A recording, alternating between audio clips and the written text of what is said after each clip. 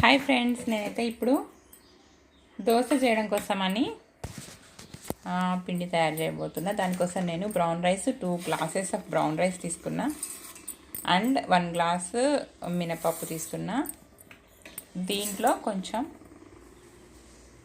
ఇడ్లీ రవ్వ కూడా యాడ్ చేయబోతున్నా. ఇదివరకు అయితే నేను ఇడ్లీ రవ్వ వేసేదాన్ని కాదు, ఒకటికి 3 బియ్యం వేసేదాన్ని, ఒకటి పప్పుకి 3 బియ్యము. కాబట్టి ఈ మధ్యలో కొంచెం ఇడ్లీ రవ్వ వేస్తే ఏంటంటే దోశ అనేది కొంచెం క్రిస్పీనెస్ వస్తుంది, బాగుంటుంది, హార్డ్నెస్ అనేది తగ్గి. కానీ ఇడ్లీ రవ్వ వేస్తాను అన్నమాట. ఇంత కొంచెం లైట్గా ఈ మూడింటిని కలిపేసి నానబెట్టడం. దీంట్లో కొంచెం మెంతులు వేస్తాను అన్నమాట.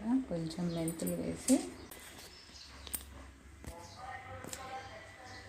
దీంట్లోనే కొంచెం లైట్గా కొంచెం శనగపప్పు, కొంచెం మెంతులు, కొన్ని లిటిల్ బిట్ వేసేసి వీటిని కొంచెం నీట్గా కలిపేసి ఇంకా వాటర్ వేసుకోవడము. వాటర్ వేసి నానబెట్టేస్తా. దీన్ని ఒక 8 అవర్స్ వరకు నానబెడతా.